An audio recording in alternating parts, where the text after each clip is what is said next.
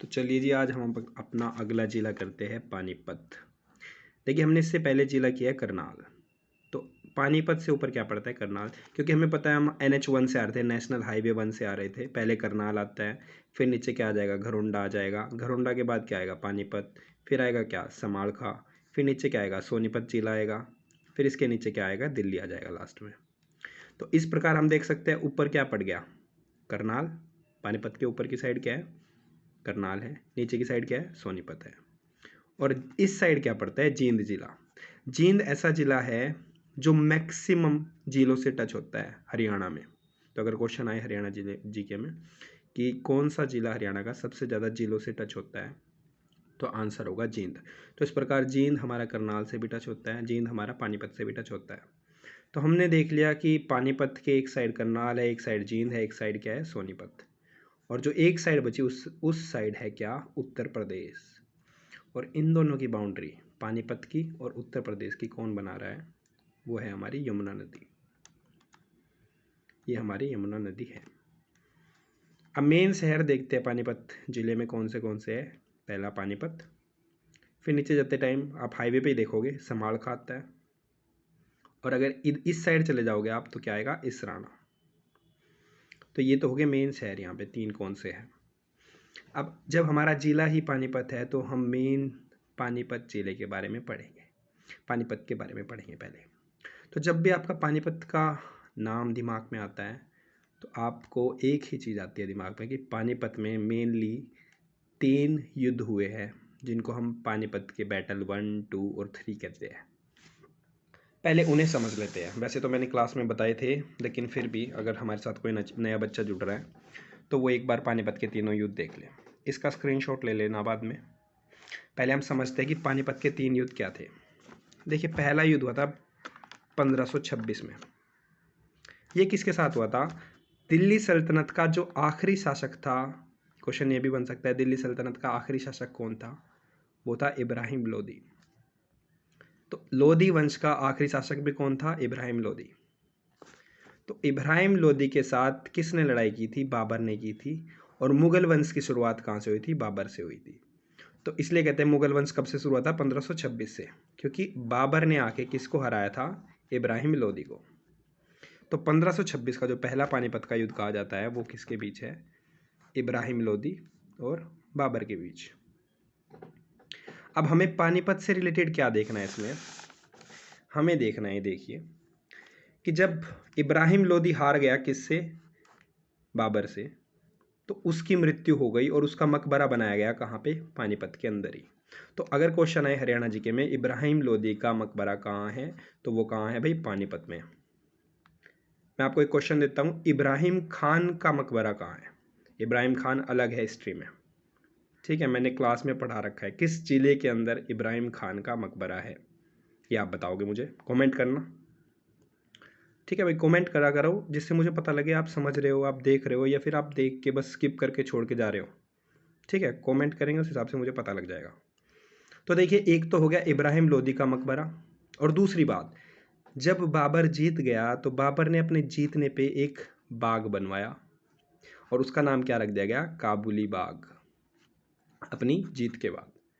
और वहीं पे क्या है? उसके अंदर ही क्या बनी हुई है? एक मस्जिद बनी हुई है जिसका नाम क्या है? काबुली बाग मस्जिद। और वहीं पे एक तालाब भी है। तो जब भी आपके पास क्वेश्चन काबुली बाग से रिलेटेड आए तो आप सीधा एकदम से पानीपत जिले पे चले जाना। तो ये समझ गए आप, पानीपत के जो पहली बैटल था वो किसके किसके बीच में थी, और वहाँ से रिलेटेड 2 क्वेश्चन हो गए हमारे। अब आगे आ जाइए। अब समय आता है मुगल काल में बाबर का जो आगे वंशज आता है, कौन? अकबर। तो अकबर का युद्ध किससे होता है? हेमू से। हेमू का पूरा नाम क्या है? हेमचंद्र विक्रमादित्य।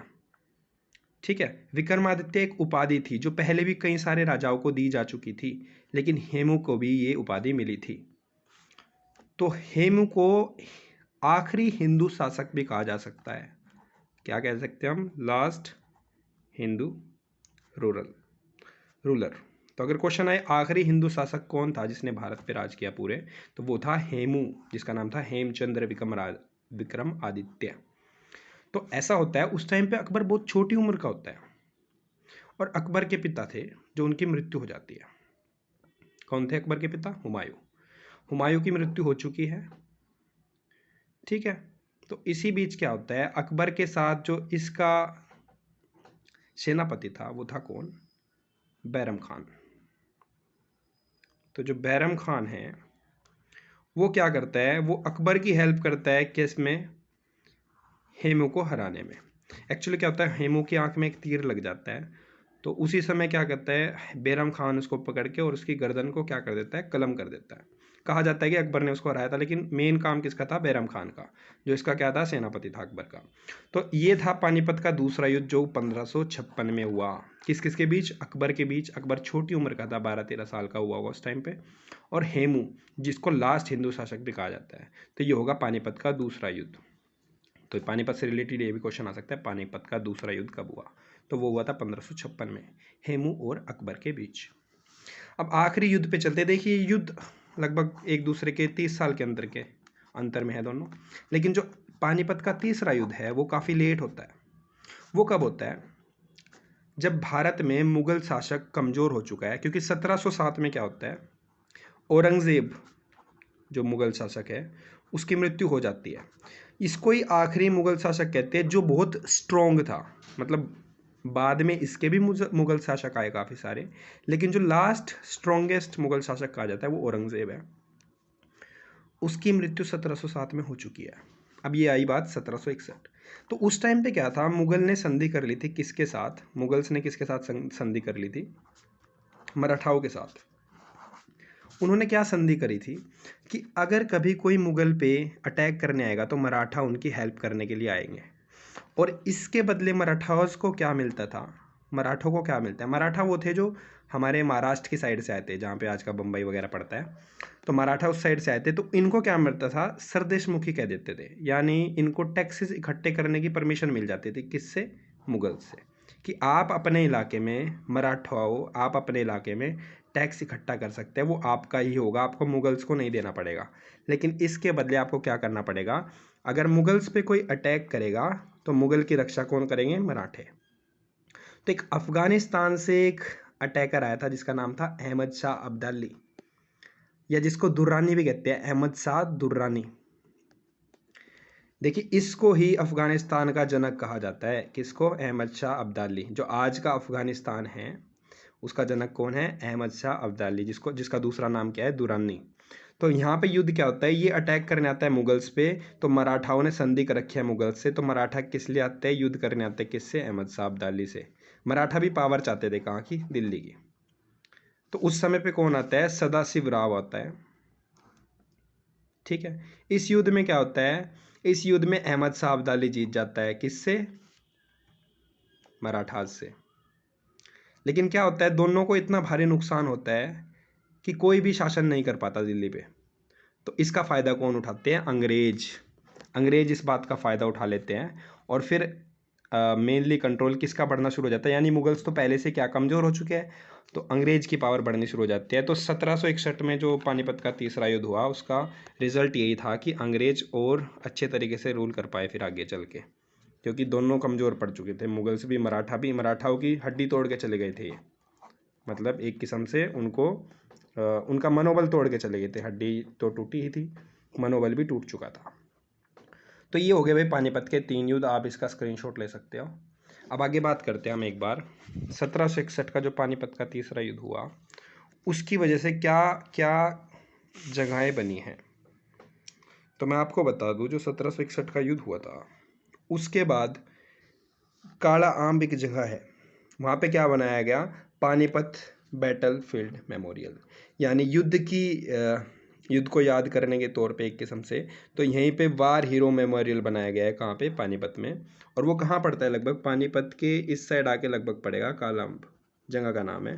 तो वहीं पे क्या है? पानीपत का बैटल फील्ड मेमोरियल।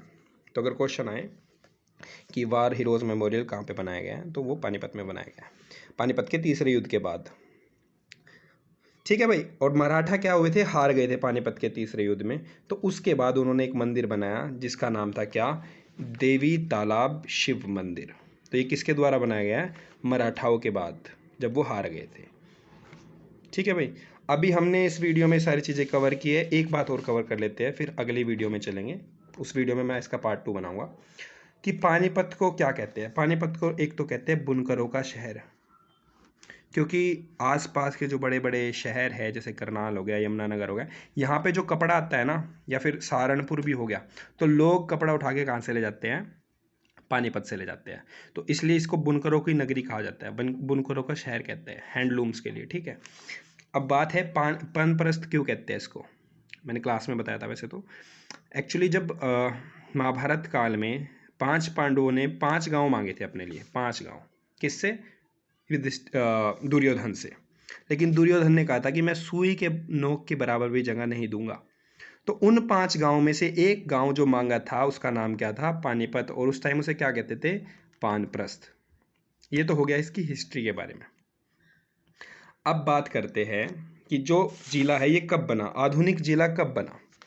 देखिए 1 नवंबर 1989 को क्या होता है, हरियाणा में 4 जिले बनते हैं, कैथल, यमुनानगर, पानीपत और रेवाड़ी। इसको मैंने ऐसे याद करने के तौर पे लिखा है कि कल यमुना के पानी में मैंने रेत डाली, तो कल से कैथल याद कर लेना, कहाँ से, यमुना से यमुनानगर, पानी से पानीपत और रेवाड़ी से, रेत से रेवाड़ी। तो इससे पता चला आपको कि 1 नवंबर 1989 को हरियाणा के 4 जिले बने थे। हम बात किसकी कर रहे हैं आज, पानीपत की। और जो पानीपत जिला है वो टूट के किस में से बना था, वो बना था करनाल जिले से। यहाँ करनाल जिला है ना, जो कैथल है वो भी किससे टूटा था, करनाल से। कैथल इस साइड पड़ेगा ना, कैथल भी किससे टूटा था, करनाल से। और पानीपत भी किससे टूटा था, करनाल जिले से। तो अभी इस वीडियो में इतने रखते हैं, अगली वीडियो में मिलते हैं, ठीक है भाई। लाइक कर देना इसको भाई, ठीक है। सब्सक्राइब कर लो एक तो चैनल को, जिससे आप पे अपडेट आती रहे, मेरे को डालने की ज़रूरत ही ना पड़े कहीं पे, ठीक है। Thank you.